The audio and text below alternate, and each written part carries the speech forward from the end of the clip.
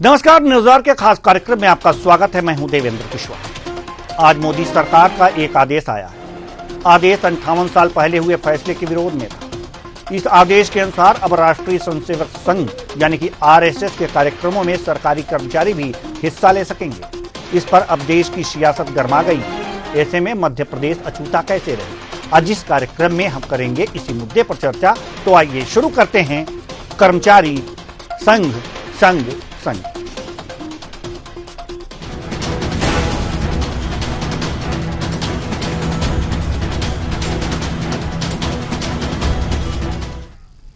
केंद्र सरकार ने 58 साल पुराने प्रतिबंध को हटा लिया है।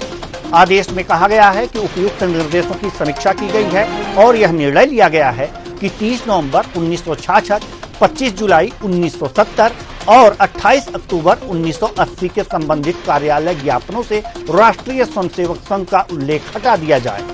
एमपी सरकार में पूर्व मंत्री पीसी शर्मा ने कहा है कि सरकारों ने पहले भी कर्मचारियों के हित में बैन लगाया था। यह बैन अटल बिहारी वाजपेयी के सरकार में भी था, जो लगातार चलता रहा है। कर्मचारी खुद ही इस बात पर विचार करेंगे कि क्या उन्हें किसी ऐसी बैठक में जाना चाहिए जहां सिर्फ राजनीतिक पार्टियों की बात हो रही हो। सुनिए। नहीं, ये तो 1966 में इस पे बैन लगा था और कि कर्मचारी इसमें न जा सके, और अटल बिहारी वाजपेयी की सरकार ने भी समय भी ये बैन था। तो मैं समझता हूँ कि ये कर्मचारियों को आरएसएस की और बीजेपी की जो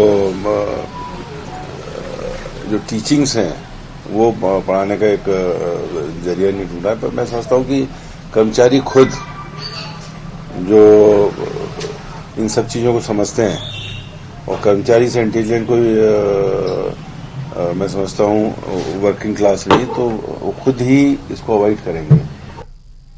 पीसी शर्मा के इस बयान पर बीजेपी प्रदेश अध्यक्ष ईडी शर्मा ने पलटवार किया है और कहा है कि कोई भी सियासत करे, लेकिन ये देश के लिए स्वागत योग्य कदम है। कांग्रेस हमेशा तुष्टीकरण की राजनीति करती आई है। आरएसएस दुनिया का सबसे बड़ा सांस्कृतिक और सामाजिक संगठन है, जिसने इस देश के लिए हमेशा त्याग और बलिदान किया है। कांग्रेस के लोग हमेशा तुष्टीकरण की राजनीति करते आए हैं और इनकी बातों पर ध्यान देने की जरूरत नहीं है। सुनिए।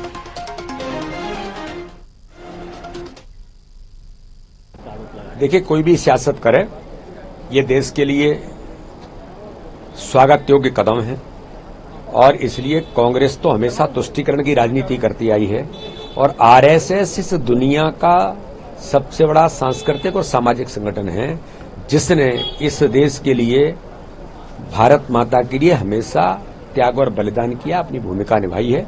इसलिए जो ओवैसी जैसे लोग या कांग्रेस जैसे लोग जो हमेशा देश के लिए तुष्टीकरण की ही राजनीति करते रहे, ऐसे लोगों की बात को सुनने की जरूरत नहीं है।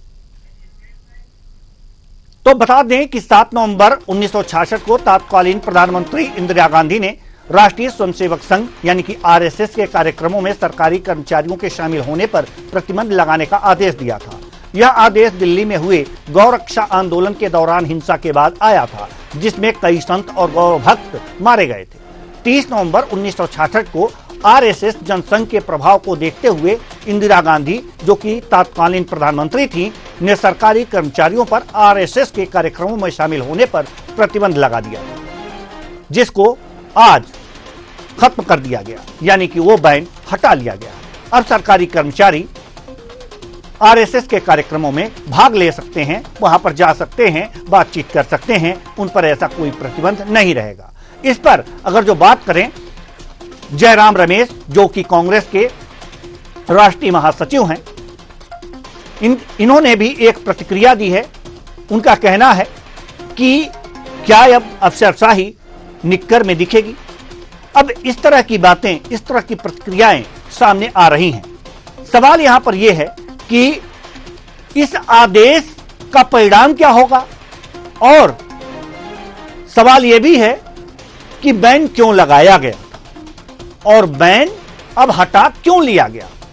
आज इन्हीं सब सवालों के जवाब लेंगे इस कार्यक्रम में, और इस कार्यक्रम में चर्चा के लिए हमारे साथ जो मेहमान जुड़े हुए हैं उनसे आपका परिचय करा दें। आशीष तिवारी जी, प्रदेश सह मीडिया प्रभारी बीजेपी, रविंद्र तोमर जी, पूर्व विधायक कांग्रेस, रमेश शर्मा जी, वरिष्ठ पत्रकार। तीनों मेहमानों का बहुत बहुत स्वागत है हमारे इस कार्यक्रम में। चर्चा की शुरुआत हम करेंगे आशीष तिवारी जी, प्रदेश सह मीडिया प्रभारी बीजेपी। 58 साल बाद एक आदेश आया और बैन खत्म कर दिया गया कर्मचारियों को, जो कर्मचारियों पर प्रतिबंध था कि आरएसएस के कार्यक्रमों में भाग नहीं ले सकते। सबसे बड़ी बात यह है कि यह बैन खत्म क्यों किया गया, समाज को क्या लाभ है? जहां तक राष्ट्रीय स्वयंसेवक संघ की बात है जी, राष्ट्रीय स्वयंसेवक संघ इस देश के अंदर सामाजिकता के लिए समाज में काम करने वाले लोगों का एक ऐसा संगठन है जिसने हमेशा समाज में युवाओं को गढ़ने का काम किया है। और आज देश के अंदर जो अच्छे पदों पर लोग हैं, जो अच्छे काम करने वाले लोग हैं, जो समाज में परिवर्तन लाने वाले लोग हैं, वह सब कहीं ना कहीं बचपन में संघ की शाखा में गए हैं और वहां से संस्कार प्राप्त किए हैं। संस्कार प्राप्त करने के बाद उन्होंने अपने जीवन में कुछ अच्छा काम किया है। तो निश्चित तौर पर सामाजिक संगठनों में मैं ये कहूंगा कि संस्कृति की रक्षा को लेकर देश के अंदर व्यवस्थित तरीके से एक जीवन जीने की कला सिखाने का यदि काम किसी ने किया है तो वो राष्ट्रीय स्वयंसेवक संघ ने किया है। और आज जो ये प्रतिबंध हटाने की बात है, मैं तो ये कह रहा हूँ कि बहुत लंबा समय हो गया प्रतिबंध हटने में, और पहले प्रतिबंध हट जाना चाहिए था इस देश के अंदर से। और आज देखें, देश के अंदर एक ही ऐसा संगठन है जिसके सर्वाधिक सामाजिक कार्यकर्ता हैं, जिसके सर्वाधिक अनुषंगिक संगठन है, जिसके सर्वाधिक समानांतर विचारधारा के संगठन हैं।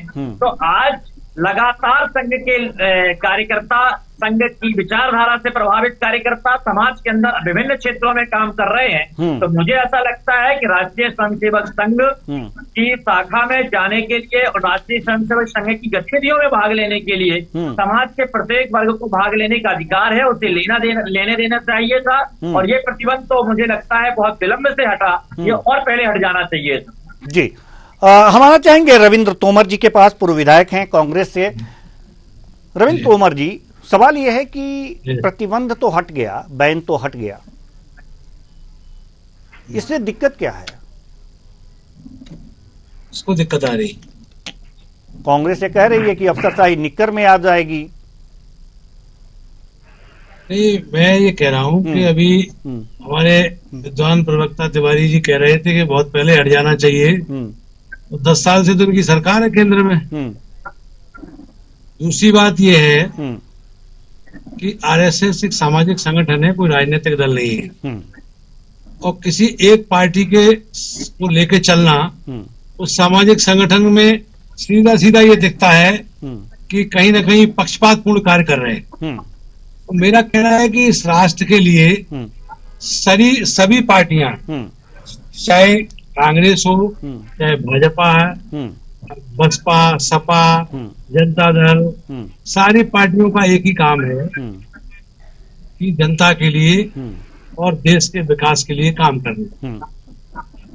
तो मेरा तो केवल इतना कहना है कि किसी सामाजिक संगठन को एक पार्टी विशेष के लिए काम करना ये प्रश्न चिन्ह खड़ा करता है।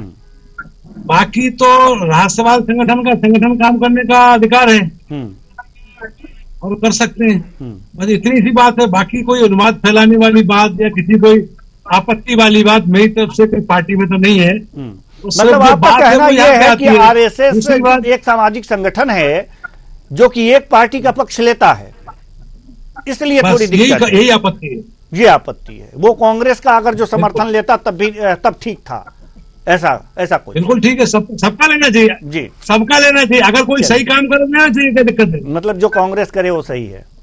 चलिए ठीक है, कांग्रेस करे कि बसपा करे कि सपा करे कि जो भाजपा करे, कोई भी करे। सवाल यहाँ पर यह है ना, अच्छा काम नहीं तोमर साहब, सवाल यहाँ पर यह है कि जो आरएसएस कर रही है और अब और जो कर्मचारियों के लिए यह बैन हटाया गया है, यह अनिवार्य तो नहीं किया गया कि नहीं अब कर्मचारी आरएसएस की शाखा ज्वाइन ही करेंगे, वहां जाएंगे ही, वो तो उनके ऊपर है कि जाए या ना जाए, स्वेच्छा के, उनके स्वेच्छा के ऊपर है, अनिवार्य तो नहीं किया गया ना।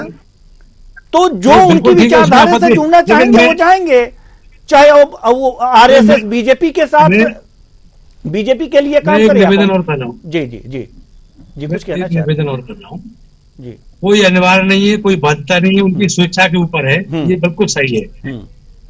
और मैंने पहले ही कह दिया कि सामाजिक संगठन है, कोई राजनीतिक दल नहीं है। दूसरी बात मैं एक चीज और कहना चाहता हूँ कि अगर कर्मचारियों के हित में बहुत अच्छा सोच रहे हैं भारतीय जनता पार्टी की सरकार, तो एक काम और कर देना चाहिए।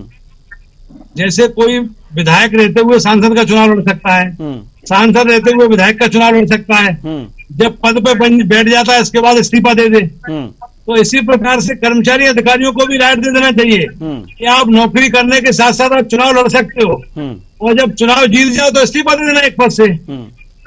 तो समाज भाई, वो भी तो देश के नागरिक हैं। बिल्कुल बिल्कुल, वो भी देश के नागरिक हैं, देश हित में काम कर रहे हैं, ये और कर देना चाहिए। बिल्कुल सही बात। विपक्ष में है, आप उठाइए इस मुद्दे को, इस मुद्दे को उठाइए, कर्मचारी तो आपका सहयोग करेंगे। मैं तो उठा रहा हूँ जी, चैनल के माध्यम से करोड़ों लोग सुन रहे हैं मेरी बात को, मैं चैनल। बिल्कुल बिल्कुल बिल्कुल सही बात है। हम आना चाहेंगे रमेश शर्मा जी, वरिष्ठ पत्रकार हैं। जैसा कि आपने दोनों मेहमानों को सुना, इनकी विचारधारा को सुना, सवाल यहां पर यह है कि दिक्कत कांग्रेस को यह है कि आरएसएस जो है वो बीजेपी के पक्ष में काम करती है। सामाजिक संगठन तो मानती है कांग्रेस, लेकिन बीजेपी के पक्ष में कार्य करती है। और दूसरा सवाल आपसे यह है कि अगर जो बैन हटा लिया गया, तो अगर कोई कर्मचारी किसी शाखा में जाता है तो उसकी निष्पक्षता पर सवाल तो उठ ही सकते हैं। क्या लगता है आपको? देखिए, मोटे तौर पर कर्मचारी संघ की शाखा में अगर जाते हैं तो मेरी दृष्टि में, क्योंकि इसमें कोई शक नहीं कि संघ जो है वो राजनीति नहीं करता, वो सामाजिक और सांस्कृतिक संगठन है और राष्ट्र की बात करता है।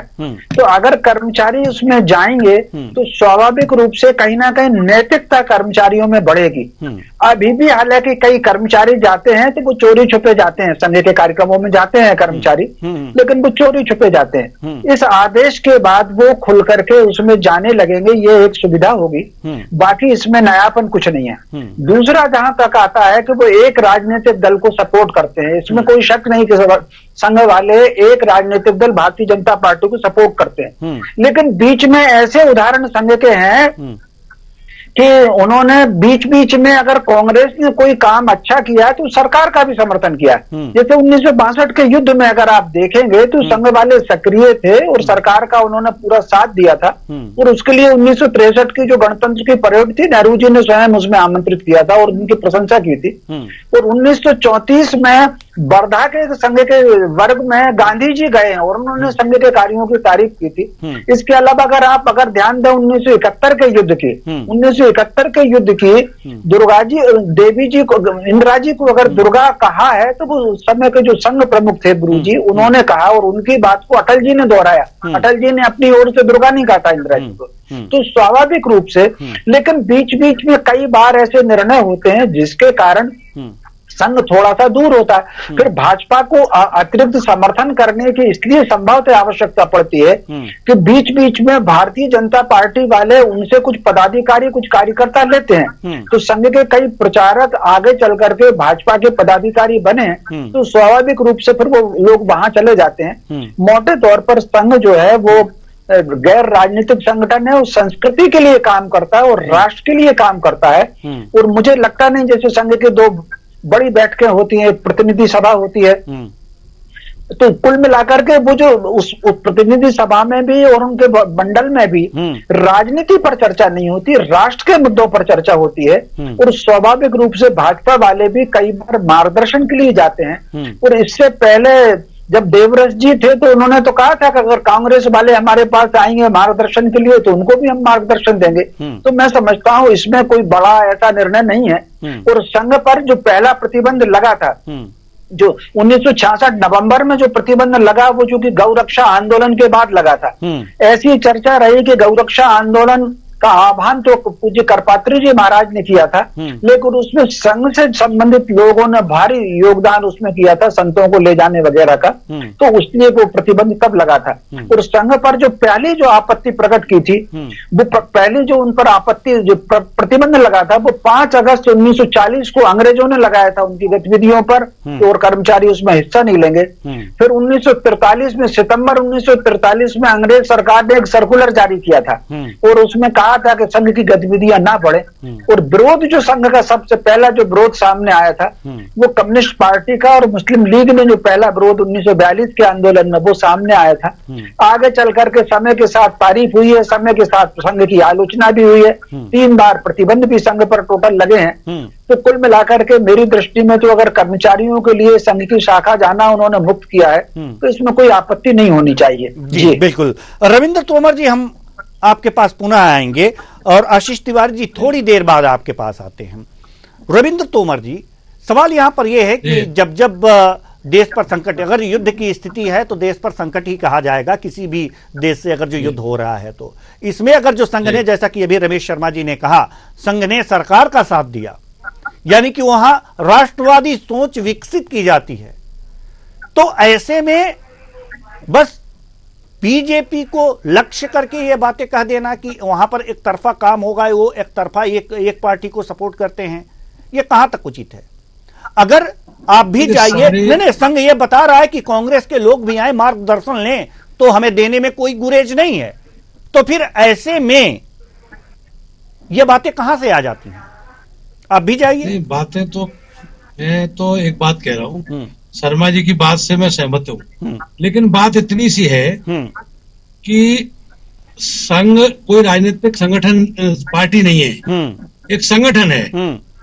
और रहा, मैंने ये कहा कि एक पार्टी विशेष को, भारतीय जनता पार्टी सारे काम तो अच्छे नहीं कर रही, कुछ काम ऐसे भी हैं जो संघ को उसमें रोक पाने में कई बार असमर्थता होती है, और उसको मतलब उनको बढ़ावा देना, तो उससे वो आपत्ति का बनता है ना कि हम लोग राजनीतिक व्यक्ति हैं, राजनीतिक पार्टी हैं, तो हमारा काम है कि अगर कोई संगठन, कोई राजनीतिक दल, कोई अगर हम विपक्ष में है तो हम आवाज भी उठाएंगे, हम कहेंगे। वो आपका धर्म है। इस समय बहुत महत्वपूर्ण मुद्दा है। मेरा निवेदन है छोटा सा, इस समय नौजवान बेरोजगारी के दंश से जूझ रहे हैं, महंगाई चरम सीमा पे है, भ्रष्टाचारी की जो भारतीय जनता पार्टी बात कर रही थी, केवल एक ऐसे हम हजारों उदाहरण दे देंगे।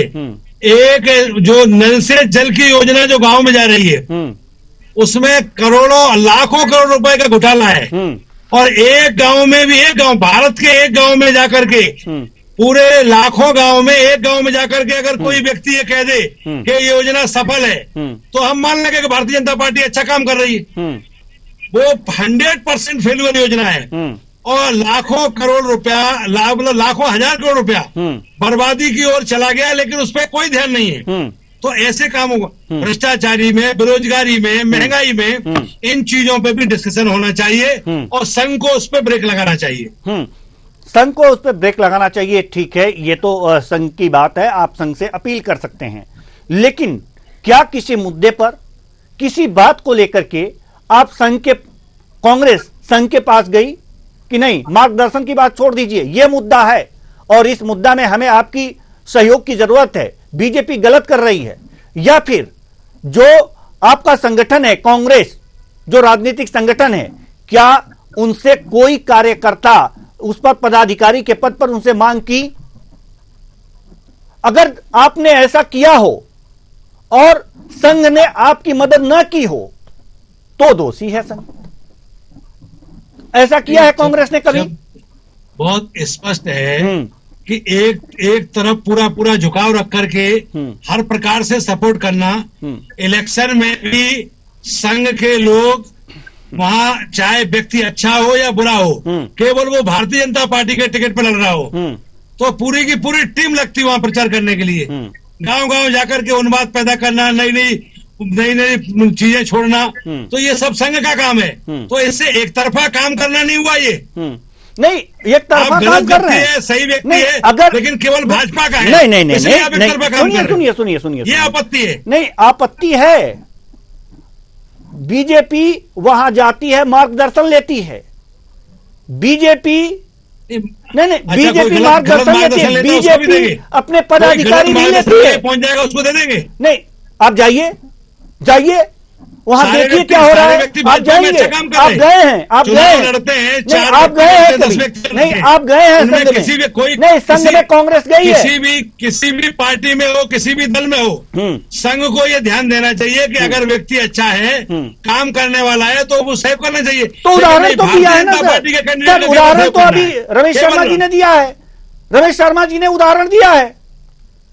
हाँ जी, संकट के समय में सरकार का साथ दी, कांग्रेस की सरकार थी। संकट के समय में दिया, अच्छी बात है। हाँ, लेकिन तो आप जाइए ना उनके पास को रोकने में और नेहरू जी ने जब बुलाया, भारतीय जनता पार्टी का कैंडिडेट बुरा हो अच्छा हो, लेकिन संघ के लोग उसका प्रचार करने के लिए चुनाव में जाते हैं। आप मांगिए, ये इस पे गलत है। महाभारत का युद्ध हुआ तो भगवान कृष्ण के पास कौरव और पांडव दोनों गए तब तो उन्हें मदद मिली। आप गए वहां पर, मदद की आशा की, मांग की, नहीं की ना, तो जिसने मांग की उनके साथ बार कितने बार कहूं? चलिए ठीक है, मैं कह रहा हूं ना, संघ के लोगों की गतिविधियां हमने बहुत करीब से देखी है, इसलिए मैं कह रहा हूं ये चीज। चलिए ठीक है, आशीष तिवारी जी कुछ कहना चाह रहे हैं? ये संगठन है, अच्छा काम करे, अच्छी बात है, लेकिन गलत व्यक्ति का भी साथ दे रहा है, इसलिए गलत है।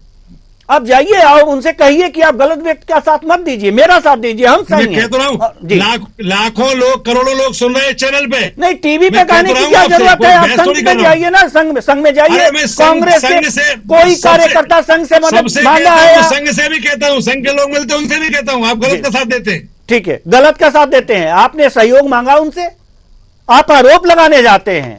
आपने अपनी मदद की मांग की उनसे? नहीं की।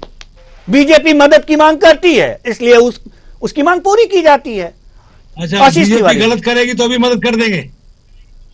ये गलत और सही का फैसला पहले आप वहां जाइए, संघ के लोगों से बात कीजिए, उसके बाद कीजिएगा।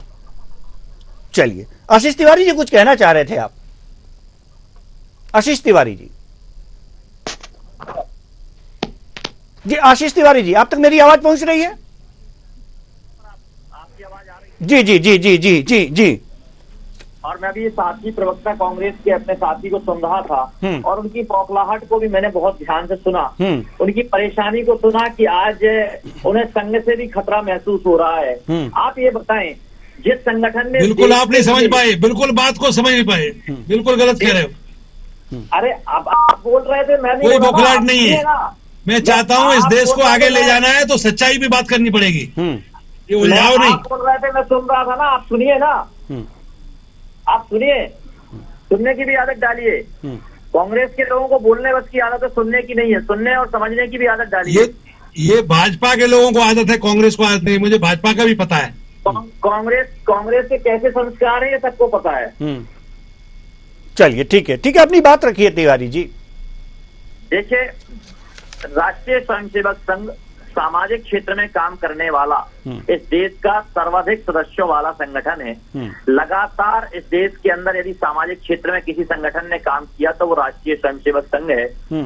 और उनके कार्यकर्ता विभिन्न क्षेत्रों में पहुंचे हैं और लगातार विभिन्न क्षेत्रों में पहुंचने के बाद उन्होंने काम किया। काम करने के साथ ही साथ संगठन में ऐसे कार्यकर्ताओं का निर्माण किया जो राष्ट्रवादी विचारधारा के थे। आज देश के अंदर जो भी राजनीतिक दल राष्ट्रवादी विचारधारा के साथ काम करता है, स्वाभाविक है वहां के जो लोग कार्यकर्ता निकल के गए हैं उनमें काम कर रहे हैं और समाज के अंदर अपनी एक पहचान बनाकर काम कर रहे हैं। जहां तक कांग्रेस की बात है, और आपने भी पूछा कांग्रेस के साथी प्रवक्ता से कि आप कभी संघ के पास क्यों नहीं गए। मैं भी कह रहा हूं कि आप एक बार संघ की शाखा में जाइए, आप संघ के पास जाइए और जाके करीब से देखिए। हमारे तो राष्ट्रपिता महात्मा गांधी जी भी संघ की शाखा में गए, उन्होंने संघ को नजदीक से देखा, उसके बाद उसकी तारीफ की। तो आप भी जाइए, जब आप जाएंगे तो देखेंगे और आपको पता चलेगा कि संघ के संस्कार कैसे संस्कार बच्चों में डाले जाते हैं और वो शाखा से संस्कारित होकर देश के लिए काम करता है, समर्पित भाव से काम करता है। साथ ही साथ जहां आप बेरोजगारी और भ्रष्टाचारी की बात कर रहे हैं तो इसका भी बहुत स्पष्ट उत्तर है। भारतीय जनता पार्टी की सरकार में न भ्रष्टाचार है और न बेरोजगारी है, और बेरोजगारी के लिए लगातार भारतीय जनता पार्टी की सरकार ने काम खड़ा किया है। मध्य प्रदेश के अंदर जो सरकार की योजनाएं बनाई वो एसटी की योजना है जिसका सीधा लाभ जनता को रहा है और जनता का प्रति व्यक्ति आय मध्य प्रदेश में बढ़ी है। भारतीय जनता पार्टी शासित राज्यों की आप आय देखेंगे, प्रति व्यक्ति आय बढ़ी है। लगातार मध्य प्रदेश के अंदर काम यदि किसी ने खड़ा किया है भारतीय जनता पार्टी की सरकार ने काम किया है। और जहां शाखा में जाने का कर्मचारियों का सवाल है, कर्मचारी इसके लिए स्वतंत्र है, कहीं कोई अनिवार्यता नहीं है कि आप संघ के जिसको संघ की शाखा में जाना है वो जाइए, जो संघ की। चलिए ठीक है रमेश शर्मा जी, हम आपके पास आना चाहेंगे, समय बहुत कम है इसलिए। रमेश शर्मा जी, संघ से ज्यादा लगाव बीजेपी को है, बीजेपी जाती है और संघ का लगाव बीजेपी से है। अगर क्या अदर राजनीतिक पार्टी के लोग संघ की शाखाओं में जाना शुरू कर दें, संघ से मदद लेना शुरू कर दें, क्योंकि आप संघ से कभी हमें पता चला कि आप भी संघ से जुड़े हुए थे या शायद हैं, तो क्या इनकी मदद नहीं होगी? क्या संघ मना कर देगा? लेकिन जो लोग वहां जाते नहीं हैं वो मदद की उम्मीद कैसे कर सकते हैं?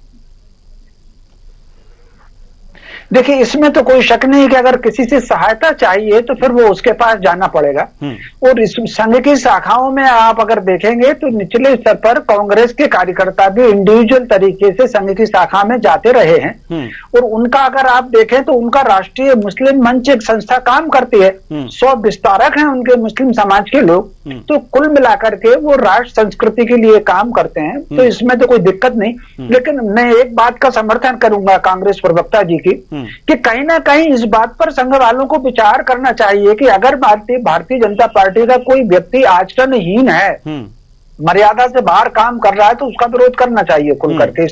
इसके मैं रविंद्र जी का इस मामले में समर्थन करता हूं। तो लेकिन कुल मिलाकर के जैसा कि कहा है, भाजपा और संघ में भाजपा चूंकि राष्ट्र की बात खुल करके करती है, एक विधान और एक निशान की वो खुल करके बात करती है, एक नागरिक आचार संहिता की बात करती है, कहीं ना कहीं परंपरा और संस्कृति की पुनर्स्थापना की बात करती है, तो इसलिए संघ वाले उसके साथ हैं।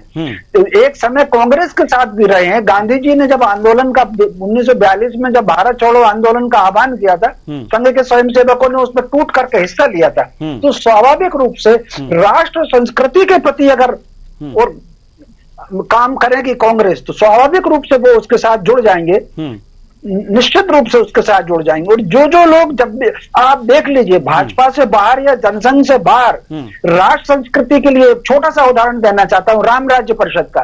करपात्री जी महाराज ने राम राज्य परिषद का निर्माण किया था। वो बहुत आलोचक थे व्यक्तिगत तौर पर संघ के, लेकिन फिर भी राम राज्य परिषद के उम्मीदवार जहां होते थे, जनसंघ वाले वहां उम्मीदवार खड़ा नहीं करते थे। ये इतिहास इसका गवाह है। और करपात्री जी महाराज के भारत गौ रक्षा आंदोलन में संघ वालों ने हिस्सा लिया। तो कुल मिलाकर के राष्ट्र संस्कृति संघ उसको प्राथमिकता देता है और उस लाइन पर ही काम चल रहा है। और ये जो निर्णय है, मेरी दृष्टि से तो कोई अनुचित निर्णय नहीं है।